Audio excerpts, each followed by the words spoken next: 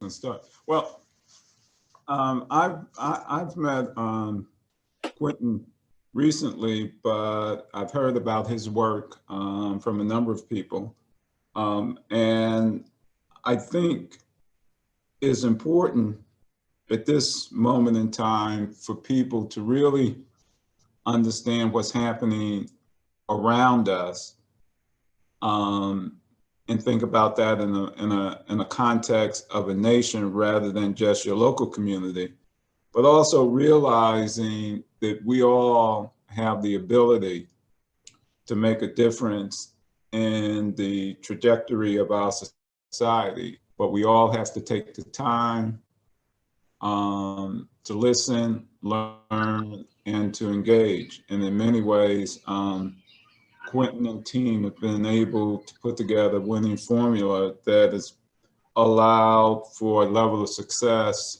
especially among African American elected officials. But what I was much more interested in is the efforts they've made to engage young people in particular and getting them into the electoral process, and also exciting them about the future, because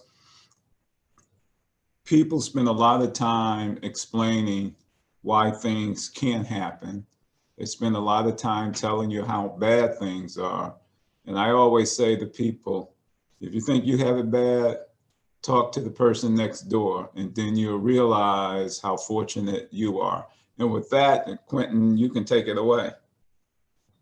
Awesome. Well, thank you all very much for the time this morning. I count it as a blessing and privilege to just be able to speak with you all about what we're doing here at the collective, and what we hope to accomplish over the next not only a couple weeks, but couple months and couple years.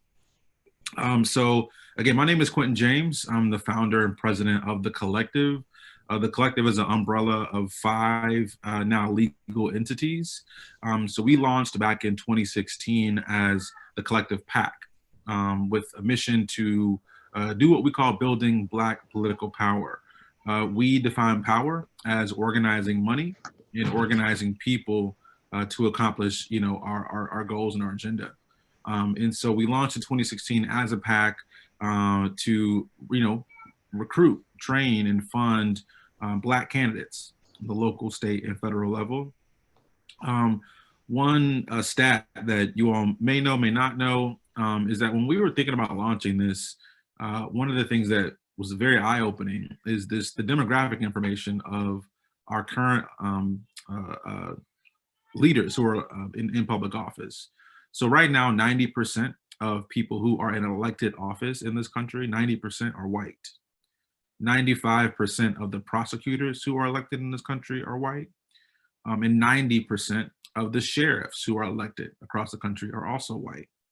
And so when we think about the issues that we've been dealing with for hundreds of years in this country, but definitely the past 50, 60 years, you have to really understand that, since the Voting Rights Act to now, people, they make the assumption that we can all kind of, lift ourselves up by our own bootstraps. You hear that a lot, that African Americans are not equal.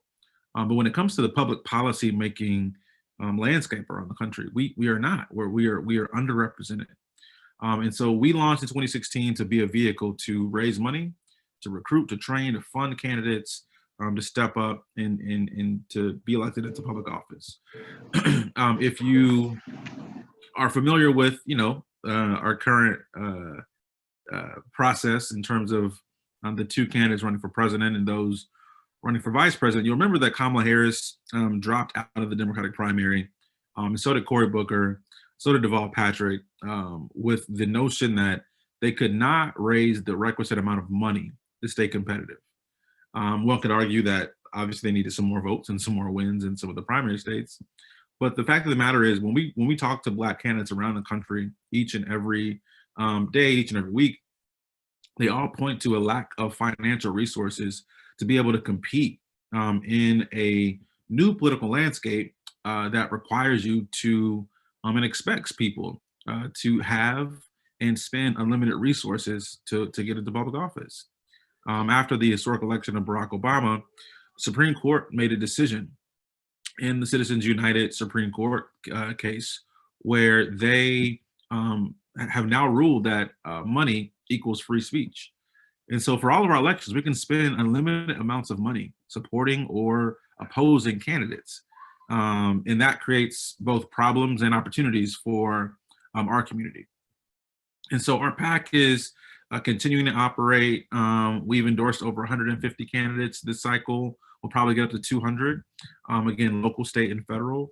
And I think the amazing thing about this particular year, not just the opportunity to elect the first Black woman vice president in U.S. history, but based on the work that we've done in the primaries thus far, this will be the first time in 2021 when the new members of Congress are seated that we will have equal representation in the U.S. House of Representatives. In November, we will hit that magic 57 member mark in sending more African Americans to Congress ever. And by doing so, this will be the first time in the history of this country where Black voices are equally represented at the table, at least in the U.S. House. Got a lot of work to do in the Senate, a lot of work to do in the state houses and governors' mansions around the country, but that's one thing that we should all very much be proud of.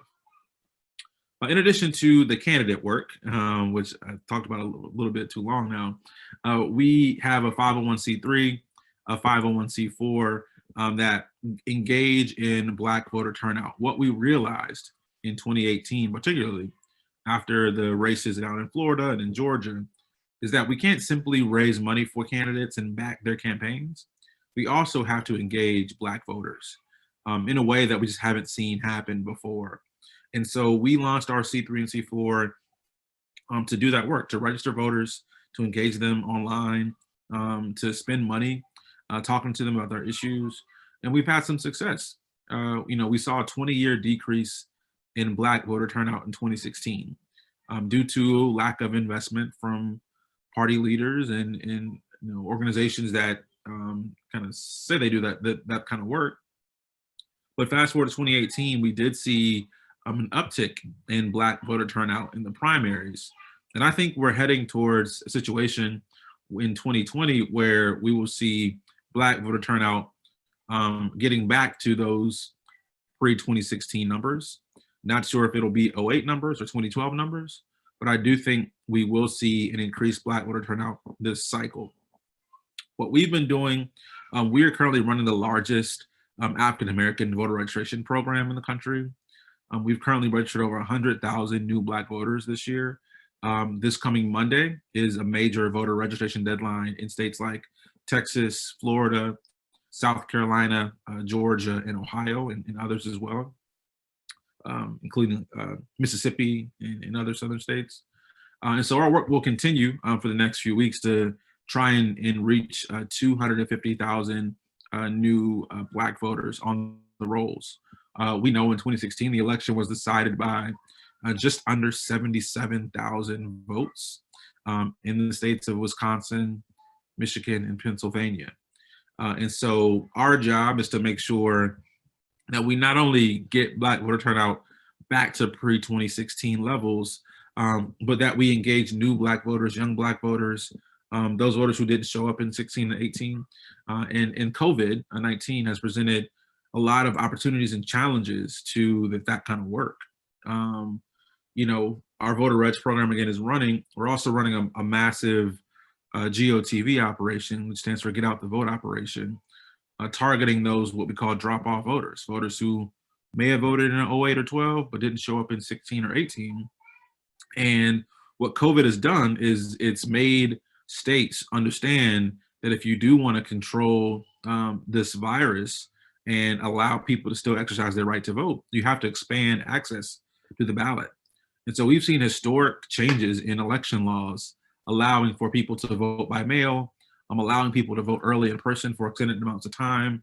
And so what we've been able to see and do that we've never been able to do before in this political space is literally each day get updates on African-American voters and all voters, but our purpose is Black voters, who's requesting ballots, who's returning them, who's voting early in person. We can see that information because it's all public information provided by the states. And when we're able to see who's already voted, we can then remove those folks from our universe of people that we're trying to communicate with. So I can, reallocate resources to call the folks who I know haven't done that work yet, haven't requested a ballot, haven't got out and voted in person. And you're literally, kind of marking folks off like an RSVP list for the elections. We're just doing it at a massive scale, targeting 3.5 million voters. And so I am excited about the opportunity that we have in front of us. I'm a little concerned that, we still are seeing historic numbers of support for both third party and kind of both party participation from the African-American male community, Black men, that we've never seen before. Typically, African-Americans vote 90%, 10% for the Democratic Party. Whether you agree with that or not, that is what it is. But this year we're seeing numbers around 80 to 83%. And so last election was decided by 77,000 votes. This one might be just as close. And so every vote definitely does count. And we're monitoring that work each and every day. But I do believe between our voter engagement work, our candidate support work, and just the new information that we are all kind of seeing and getting access to regarding many of the police shootings, many of the civil rights challenges, I believe our country is set up to really create some deep and wide change, from economic stability to reforming our criminal justice system, to education reform, healthcare access, access to the ballot, and kind of election reform. I think we are all set up to do and create a lot of change in those areas over the next few years. And so again, thank you all so much for having me. And I'm not sure if there's time for questions and conversation, but very, very happy to be here.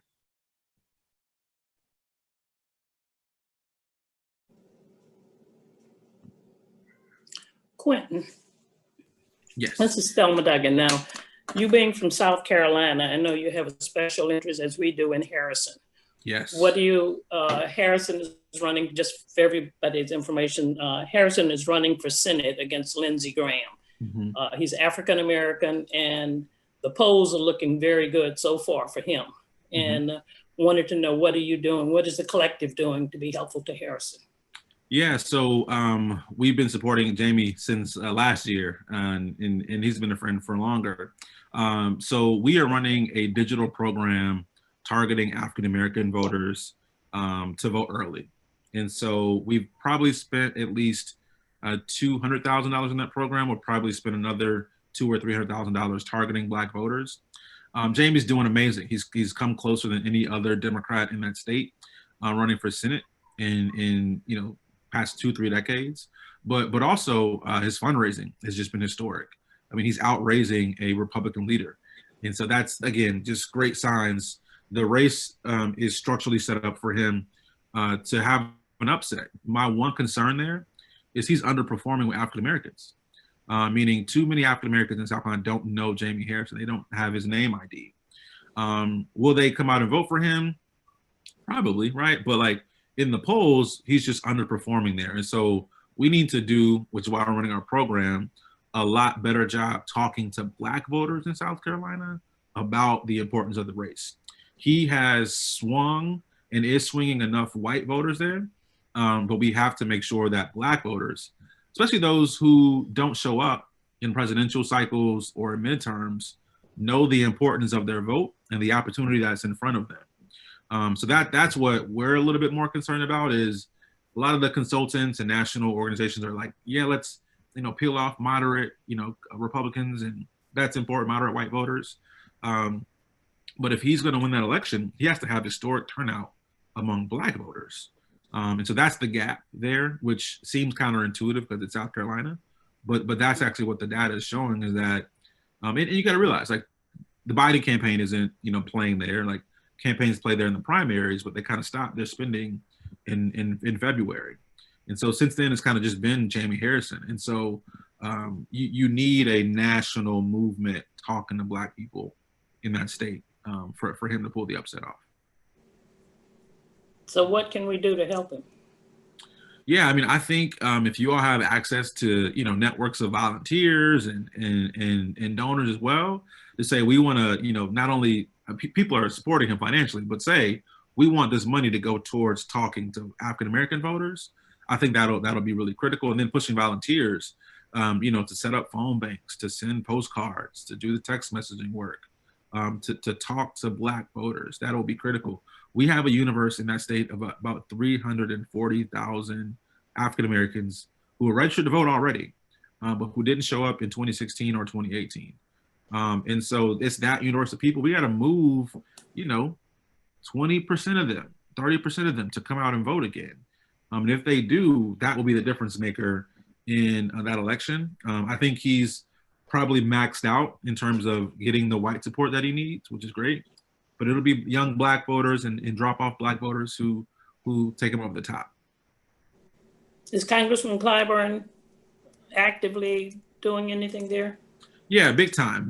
I mean, he's very much been focused a lot on the presidential because he is one of Biden's kind of top surrogates. But yeah, no, I mean, I think every indication that we can flip that state, you'll see a lot more of his attention and time paid to what's happening on the ground there. The other race is Warnock's race in Georgia. Are you doing anything there? We are. So the issue with the Warnock race is it's going to be a special. Everybody and their mama's running. Right, exactly. And so there won't be a winner on November 3rd. Right. And so part of the issue there is, we're talking to donors now, like make sure you're saving resources for that runoff. That'll be probably in December, maybe January, depending on how the election turns out with the possible recounts and everything. So it might slow that process down, but get ready for that fight, because that will be, I think, an opportunity to bring the national attention back to Georgia, like we have Stacey Abrams. And so, yeah, we feel confident he's going to finish top 2, which is great. But it'll be that runoff both there in Georgia, but also in Louisiana, where there's a Black candidate running by the name of Adrian Perkins. He's a mayor of Shreveport and former Army Ranger, Harvard graduate, amazing candidate. We've never had, a Black candidate with his resume run statewide in Louisiana. But again, that one will be a special. So it'll be in December or January as well. So we'll have these 2 big Senate races. People think about the Supreme Court, those seats will be critical to determining what happens with confirmations, what happens with control of the Senate. Thank you. Jamie, this is Beatrice Welters. We're going to have a big fundraiser on October 8th for Mr. Harrison. But I have a question. What is your organization doing in trying to help the people going to the polls, with the president on Tuesday night saying that he's going to send people out to the polls to watch what's going on? What is your organization doing to help kind of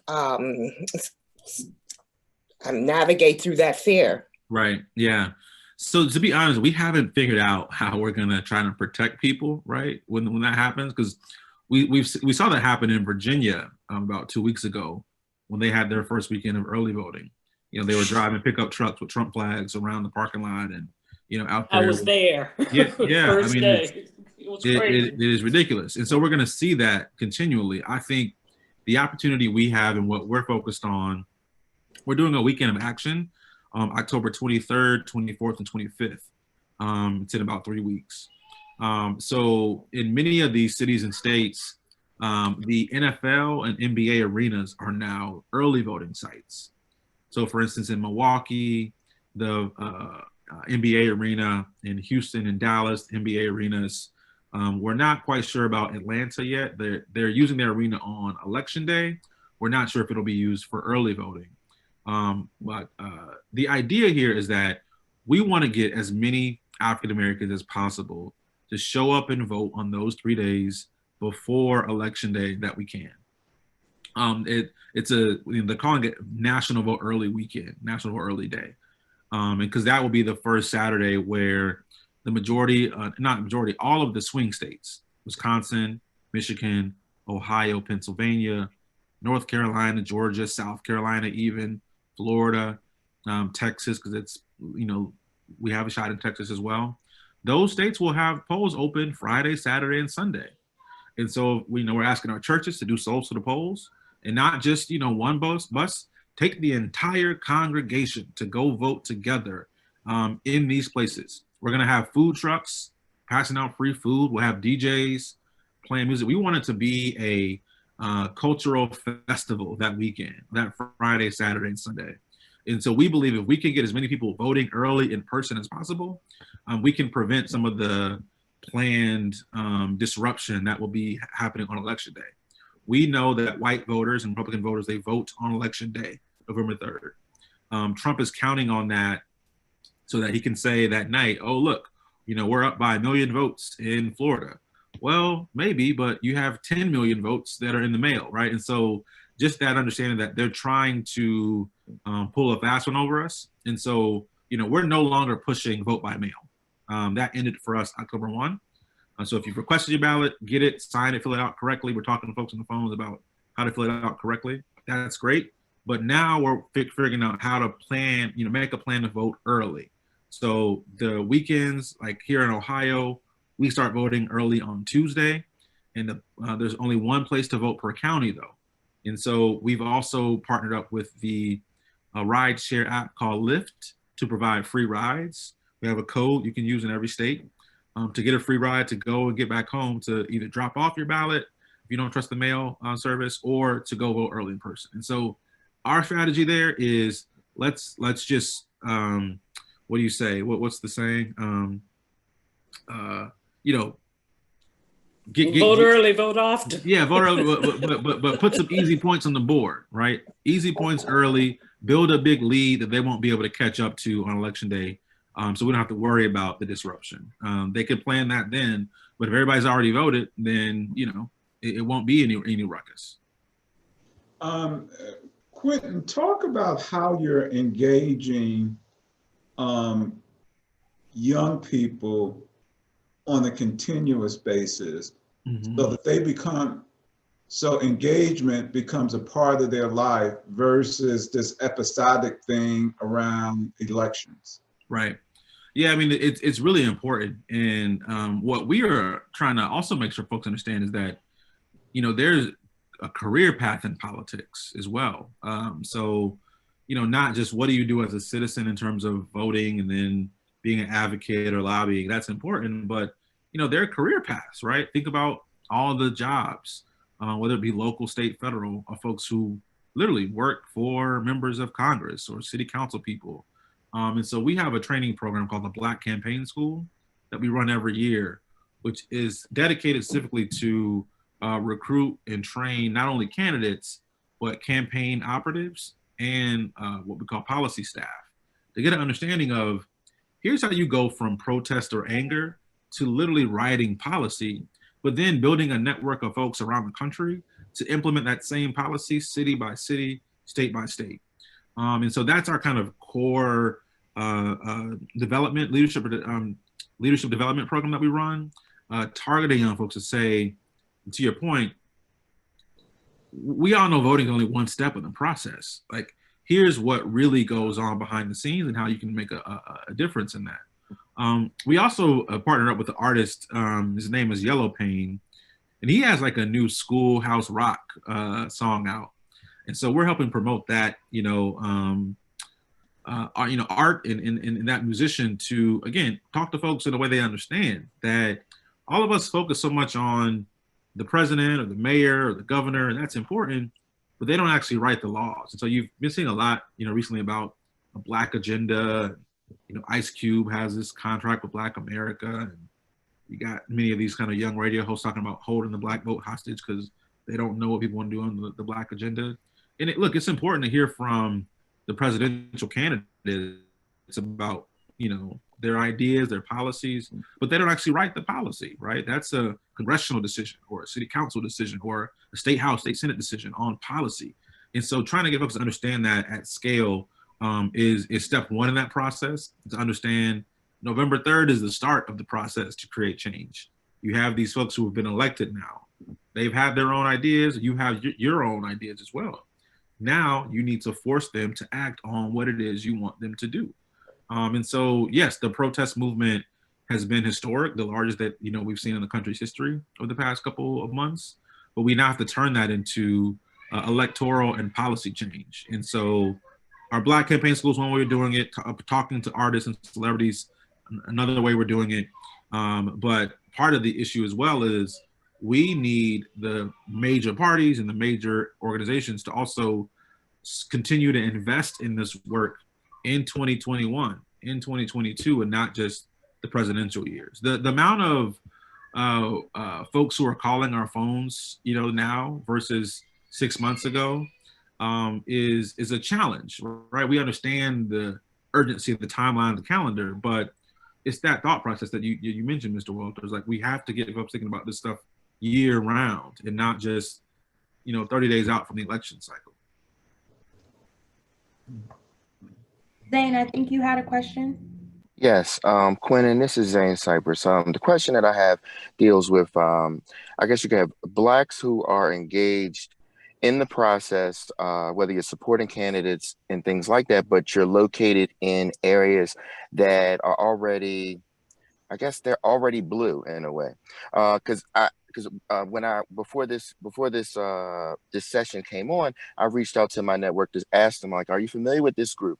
And from elected officials that we've worked on and getting them elected, and and other people who are actively supportive, the first thing that came about was that, oh, that organization only works in swing areas. They're not really concerned about areas like us because we already are blue. It's not really moving the dial. So what is your message to mobilize?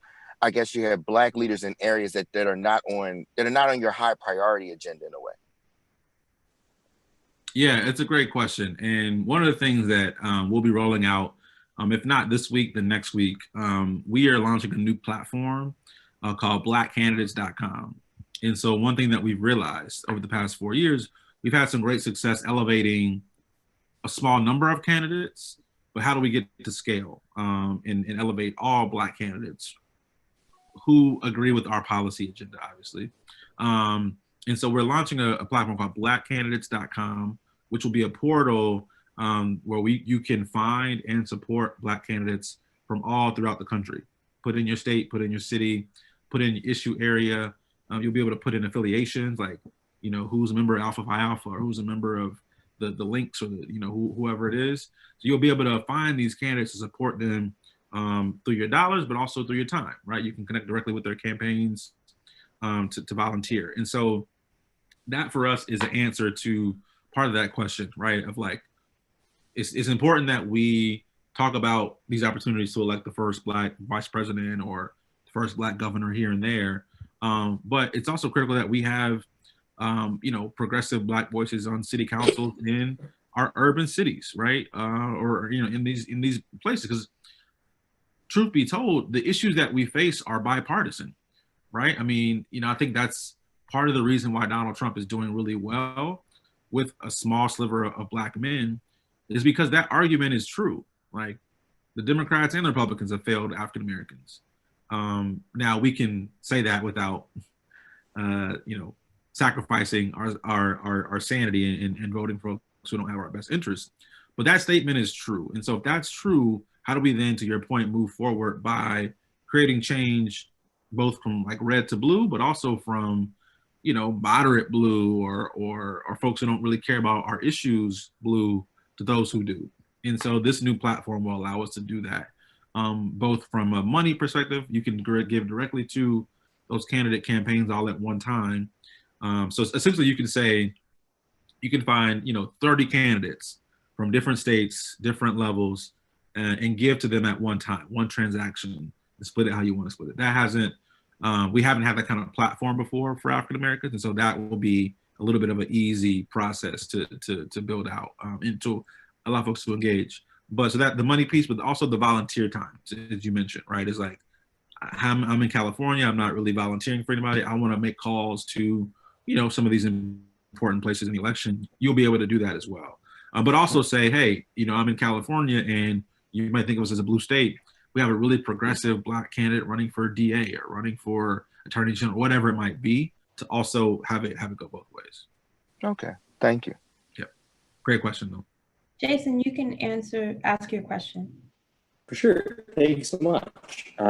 So first off, Quentin, just like, thank you so much for all the vital work you do, from developing candidates to getting folks to the polls. And something I've been thinking about lately is just sort of, as vital as the work that you're doing is, it's also within a system that frankly just systematically disenfranchises folks of color, often intentionally. And, like even a while back, I remember King Jeffries came to talk to the AnBryce folks about gerrymandering, and you think about, institutions like the Electoral College, which is just hardwired into our Constitution. I'd be curious about, your thoughts about efforts to affect systematic change to, get rid of stuff like the Electoral College, or rewriting election maps. Like how feasible are stuff like that, and should that be something that we're really directing our attention to, in addition to all the great work that the collective's doing? Yeah, so it's a great point. I think, well, number one, it's definitely feasible, and we definitely understand the challenges of the system that we are working in, and deal with that that conflict daily. How you believe in policing when all the data, and both quantitative and qualitative, shows you that they don't want to change? How do you believe in democracy when you can have a president be on a national stage and say, yeah, I'm not sure this thing is if I'm gonna take the results seriously, right? That's a daily conflict. I would say what I have been extremely, I want to say the word impressed not the right word, amazed by, is this conversation around reparations that has actually kind of taken off the past couple months. And so our candidate questionnaire, we ask a couple things. Do you believe in reparations? Do you believe we should, reform money in politics and move to public financing of elections? Do you believe in reforming the Electoral College? Right? We have those questionnaires. So what we've been doing, what other groups have been doing, we've been electing a wave of folks who quietly are pretty radical in their politics. I think the thing that's needed, though, is the opening to actually express that radical politic, if you want, right? Meaning 4 years ago, it was political suicide to say Black Lives Matter. And now every corporation in the world is saying Black Lives Matter. And so there are moments of time where you get these windows to create really like substantive change that's lasting. It's like generational.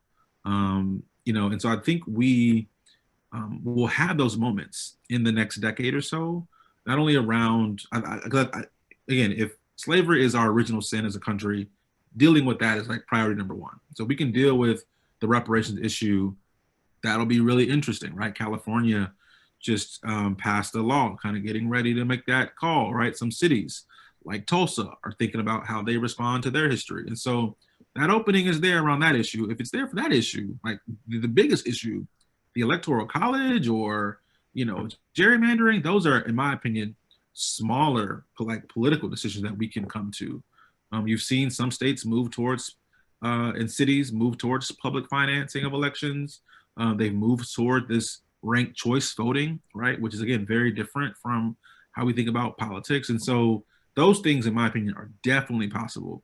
But if we can deal with some of the larger challenges of systemic racism and reparations for our country's original sin, then I do think the folks who are working to elect will have that opportunity to get there. The challenge, though, is we have to maintain their credibility, and they do as well. And so, not get into office and, almost get co-opted by corporate interest or kind of, big lobbyists and stuff. And so that's something to also kind of make sure we lean in on. But, people, they kind of, they fear and don't understand, AOC, for instance, Alexandria Ocasio-Cortez. but it's those types of leaders with those types of authenticity around issues and change who will be, our national leaders in the next couple of years. I just really believe that. Awesome. Thank you. Hi, Quentin. What would be your recommendation for individuals who have seen both candidates, have seen the debates, and feel as though, they don't want to vote for either candidate? Mm-hmm. Yep. So we have been dealing with that for about a year and a half now, because we kind of saw the writing on the wall. So the collective was founded by my wife and partner, Stephanie Brown James.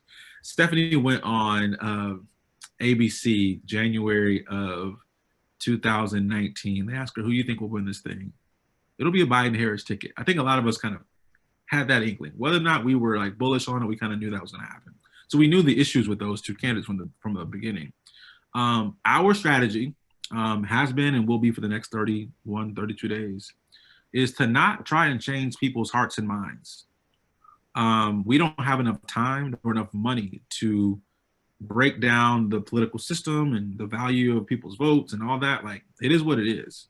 I think we need to recognize people's frustrations, acknowledge them, but still ask them to change their behavior, right? So we get like, and I wish I could play some of like, we have some ads from like Chris Webber and other NBA players saying like, listen, we know that there are tons of problems in our community and voting will only solve, very few of them, if not any of them, to be honest, right? If we're being really honest, we know whether or not somebody shows up in November, it may or may not affect their own personal, they don't understand the connection between that vote and its impact on their daily lives, right? That connection, they don't understand it.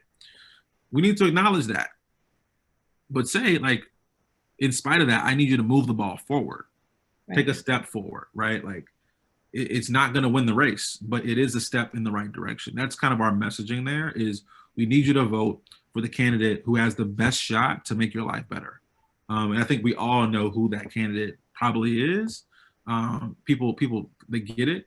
And look, you don't have to fall in love with, one of the candidates or both of them, right?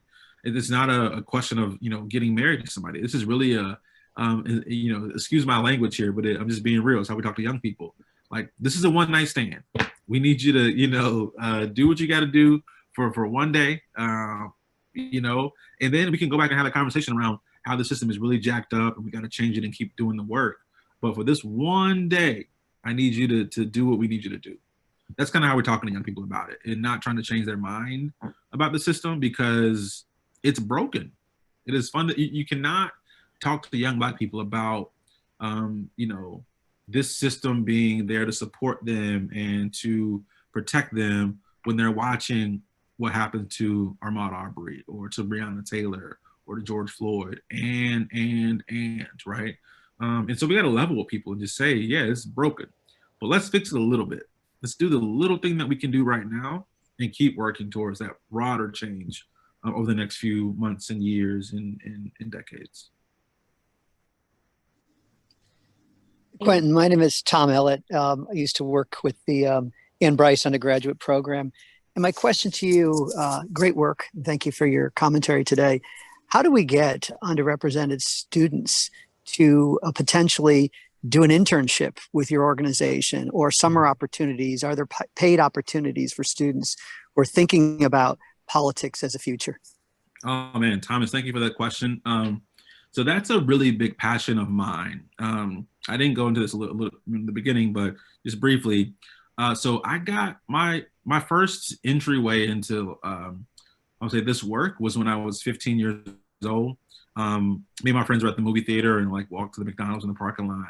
And there was a drive-by shooting, and I watched my friend like right next to me get shot in the neck in a drive-by shooting. And the leaders in my community, their decision was to try and implement a curfew that young folks like didn't have the capability to be out past a certain time because of things like that were happening.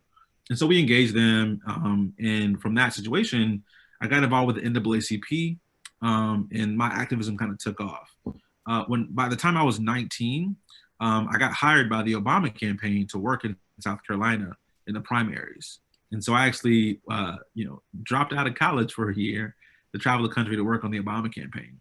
And after we won, all, my colleagues were getting jobs in the White House, and I didn't have a college degree. And so I transferred to Howard, where I was able to go to school in the evenings and then get an internship on Capitol Hill that was paid. And so that, again, was a boost to my professional development. And so long story short, we have about 12 paid interns on our team now. We look to continue that work for the winter, spring, and summer and fall of next year as well. And so let's definitely follow up. We would love to have, reserve some slots for your scholar program for folks who have interest in learning what we do and seeing how we engage with candidates and operatives and policy. We'd love to do that. That is how I was able to be where I am now, is because of paid internships. We don't offer unpaid internships. I don't believe in those. I've never been an unpaid intern. And so why would then I go do that as well? So yes, we do offer paid internships. We offer about $15 an hour for our internship program. So it is also what we think should be the requisite minimum wage for that type of role. But yes, would love to do that work with you all. It's critical that we provide these opportunities for young people to see what these careers look like and understand the challenge of our politics. I continue to be frustrated with the amount of organizations in the political world, but if we're being partisan, in the Democratic political world, who, Barack Obama got 47% of his votes from people of color, which tells you that, about 45 or more % of the party is people of color.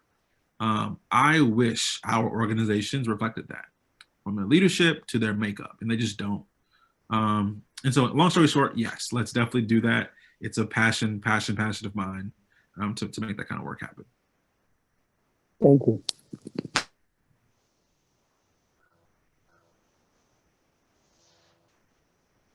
I need to get up. This time of year, unfortunately, we are looking at elections, so it's sort of hard to shift to the future and how we can work together. But I do have specific on just 3 congressional races I'd like to get your thoughts on. Mm-hmm. And that's the Virginia 5, that Cameron Webb that's running for Congress there, Mm-hmm. and Desiree Timms in Ohio, Sure. and Mm-hmm. Pam Keith in Florida. Have you been Awesome. involved in any of those races? And Yeah, what are your thoughts on them? Yeah, we've been involved in all of them, and we're excited about all of them. I would add on 2 to 3 more races as well, just so you know about. One is New York 2, a woman named Jackie Gordon. Arkansas 2, a woman named Joyce Elliott. And Texas 24, a woman named Candace Valenzuela, running to be the first Afro-Latina in Congress as well. So all 6 of those races are ones that we're excited about because they are what we call red to blue opportunities, meaning these are kind of Republican districts, but Democrats have a shot to win and also win with these, Black candidates. So Florida, Pam Keith's race, dynamics there are really good. I think the last race was decided by maybe, 30,000 votes in that district in Palm Beach. So she has a really great shot. She ran for the U.S. Senate back in, I believe, 2010 or 2012, I forget. And this is her second time running for the House. So she's an experienced candidate, knows her community really well, has a great She's former military, isn't she? Former military as well. So great bio, great candidacy. We're supporting her both by directly giving her contribution, but also running, and we're running IEs, what we call independent expenditures, for all six of those candidates. So love Pam. Cameron to me is probably one of the most impressive candidates running for Congress, period. Being both a JD and MBA there in Charlottesville, young guy, great family, but running a great campaign about the #1 issue this cycle, which we all forget: healthcare, access to healthcare, access to the issues with the COVID virus. That's what voters care about, and we aren't talking enough about that. So he's running to be the first actual physician to be elected to Congress currently. And he worked in the Obama White House, didn't he? Yeah, Obama and the Trump administration as well. Right Yeah, after because he stayed over, right? Yeah. he stayed over. Yeah. So again, great experience. Desiree Timms in Dayton, great shot to win as well. The Republicans haven't done a great job here in Ohio due to Trump. Trump's comments about Goodyear, that goes horrible in a union state like Ohio, but also former Governor Kasich coming out supporting Biden as well. So great shot to win there. She has the resources to win, just needs some more attention. So I think like this sounds weird to say, but a key figure in that race will be somebody like Dave Chappelle, because he's right next to that district. He lives right outside of Dayton. So him coming out and like talking to the community and doing that work could single-handedly flip that seat. They did a big rally in Dayton after the shooting last year or the year before. And so that network is also thinking about safety and gun violence as well as healthcare with COVID. So those three races are really, really, really important. And we have a great shot to win them. The other three as well, I mentioned New York 2, Arkansas 2, and Texas 24. The Texas district is a suburb of Dallas. The Joyce Elliott seat is a suburb of Little Rock. And Jackie Gordon is running in upstate New York, where Representative King, the Republican speech chair of, I think, House Ways and Means Committee, was running, but it's now open seat. Yeah, great shots across the board there for the House. Thank you. Mm-hmm. Hi, I have a question. My name is Jalicia, so I'm the one that's been sending you all of those emails. So it's nice to meet you over Zoom. I actually graduated from the University of Notre Dame this past spring, and I was an AnBryce scholar while I was there. Awesome. And so thank you again for coming today and for the gems that you've been giving us. And my question is about organizing, especially as it relates to university campuses. Something that I saw, my university has been in the headlines a lot recently. Yeah. Something that I saw, yes, good or bad. Praying for your president. Me too. But something that I saw while I was a student was that, a lot of students are passionate about various issues that affect the smaller community, but also the larger community and the university as a whole. People will get involved freshman, sophomore year, and will build up a lot of momentum, and then we'll graduate senior year, and that momentum dies out and the cycle starts all over again. And so it's really hard to kind of affect real long-lasting change when there's a constant cycle of students and an administration that knows how to put together a lot of committees, but a lot of times those committees don't translate into actionable change. Exactly. So do you have any advice for students on how they can kind of try to be more strategic and more effective at organizing? Yeah. So you've asked me, you've hit a little bit of a sore spot for me, because, and take my advice, it's just my advice, you can talk to other folks as well. So number one, I think for Black students is really important, because I went to a small liberal arts college my first year and a half, Furman University down in South Carolina. And like you, I founded a chapter of NAACP on campus, and it's still there, but it's had its ebbs and flows over the years. But I think one thing that I learned and want to tell young students, especially students of color, it is really important for you to experience activism and to get involved and engaged, but it is not your job to fix a university that you pay to attend because they don't understand your value or want to create a welcoming environment for students who look like you. That's number one. That's not to say don't engage, but it's to say that I spent a lot of time on campus trying to change a campus, but not spending time investing in myself, meaning my grades weren't great in college. And my, again, I had a little bit of a head start with my career, but from the academic standpoint and the standpoint of this is some of the only time in your life where you literally can be extremely selfish and take care of yourself, invest in your own education, learn new things, learn new skills, take care of your mental health, take care of your body. All those things are really critical to do. And it's hard to understand that as a young person, because we want to party and have fun and get engaged and travel and all this stuff. But I'm now 32, and so I have a little bit of perspective, not a lot. but to say that focus on yourself, on your academics and your personal development, and changing the campus environment. Because we want to make the campus a better place for folks coming after us, right? Folks who came before us made it better for us. So that's important. But some of these institutions, they only talk one thing, and that's money. And so as a student, you're just gonna struggle with that unless you're able to organize donors, right? And alumni givers. That's a great way to really get attention and really create fast change when it comes to systems, is to engage the broader networks, not just the campus, the campus community, but those donors, right? Both corporate and individual and foundations. Those are the folks who, have a major kind of hold on how universities, move. One thing that we did back in one of my first jobs after Capitol Hill was working for the Sierra Club, where I ran their national youth programs. And we ran student campaigns across the country trying to get campuses to shut down their coal plants. You all may know or may not know, but many campuses actually have coal stacks on their college campuses. And so you get the exhaust from these coal plants literally blowing into like dorm room windows and apartment windows. And so we're trying to get them to move to clean energy like solar and the power of the campus. And so ways that we did that, we had divestment campaigns, right?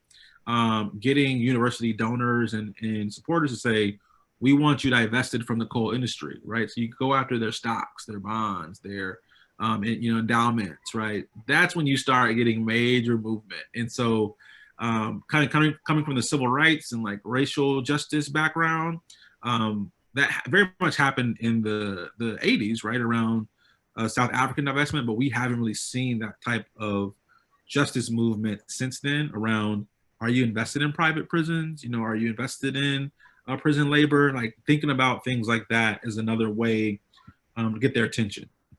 So number one, focus on yourself. Yourself is really important during those years. Still give, you're gonna volunteer, you're gonna get engaged, but save some time to yourself. Secondly, think about organizing around their money, how they fund different programs, how they talk to donors and bundlers. Like those are the folks who will have a little bit more of a direct influence over their decision-making processes. And even to your point, having these committees that are for show. Like we don't care about that. We want real change. Alumni and donors can get that a lot faster than just students sometimes. Thank you so much for great question. Quentin, let me ask you this. I observed that we were not very thoughtful in the backlash and consequences of the first African-American president. And I said that if we had followed American history, we would have been more prepared. And so I've been reading more about the Wilson administration and the parallels to the current administration. But the one thing that I also recognized is that at the end of the Wilson administration, some attribute to the Spanish flu, there was a period of violence in America that followed it. And that was also a period, as you know, there in Oklahoma and elsewhere. So as we're so focused on just the election, I'm wondering, how do we better prepare for the future with lessons learned from the past? I mean, in some ways, upon reflection, the 21st century version of post-Reconstruction was somewhat predictable if you're just taking a step back. Right. Okay. And so here we go again. Okay. Focus on just the election without thinking in some ways about the other ramifications. Mm-hmm. You know, because as you know, most small African American owned businesses will not be here January 21. Right. Full stop. And the death rates, while they're declining with this virus, they're continuing to be disproportionate with African Americans. Mm-hmm. Other people call it, but African Americans. And the fact of the matter is, as the rate of the virus, those contracting the virus goes up, that will not just continue, but between now and January 21st, it will accelerate. Mm-hmm. You know, yesterday, I think it was 53,000 new cases. Right. Okay. So how do you think about that, and how do you get that in the data? Because this notion after January 21, some great things are going to happen. You got to get from here to there. Mm-hmm. Yeah. I know I don't want to bring a little bit of doom and gloom to the call, but I think you kind of hit the nail on the head. I think this will be one of the more worst periods in American history over the next decade or so. Not just in, I think, American, but also I think just the rise of the Western Hemisphere, I think, is being challenged. And not challenged per se, but I think Jamal Simmons, again, former CNN pundit, said this, and it stuck with me for the past couple of years. He said, this is the first time in the past 300 to 400 years where, Western civilization is seeing they have to share power with the rest of the world, both holistically, but also I think even domestically, right? When you have an African-American leader of the free world, it sends a shock to the rest of the world. And so I think what we're seeing is a continual backlash of that. It is, are you willing to share power? And by sharing power, it means giving up power. Power over economic systems, power over some political decisions, power, in this situation, over health systems and access to vaccines and healthcare. All these things are kind of in the mix here. And so in terms of preparation, I am unsure what that looks like. I'm unsure what organizations there are. Someone once referred the NAACP to like the Black government in the United States. Like, if that's the case, I'm again a former board member. I'm concerned. I don't think anyone has prepared us for what we might continue to see, because we're already seeing it. We're just numb to it, right? The fact that in Kenosha you had armed civilians protecting private property, not at the behest of those private property owners. And so what does that look like at mass scale? What does it look like on the border when you have armed militias, protecting the US border, and somewhat getting a pass from law enforcement? The numbers I've seen of the levels of white supremacists who have infiltrated both federal, local, and state law enforcement agencies, I'm not sure how you root that out. I'm not sure what you do in that situation. And so I'm very much left without providing some form of answer. But yeah, this is going to be an extremely tough period, because we had a backlash through Trump and the Tea Party, but I think that was just if you want to call it an appetizer to the main course. I'm not sure what we're going to see now, because again, the comments of stand back and stand by were intentional, as everything is with this president. And so I am concerned. I am worried. I have a sliver of a hope that a possible change in leadership in the federal government could help. But who knows what's been happening over the past 4 years? Who's been let in? Who has access to what information? So it is extremely scary.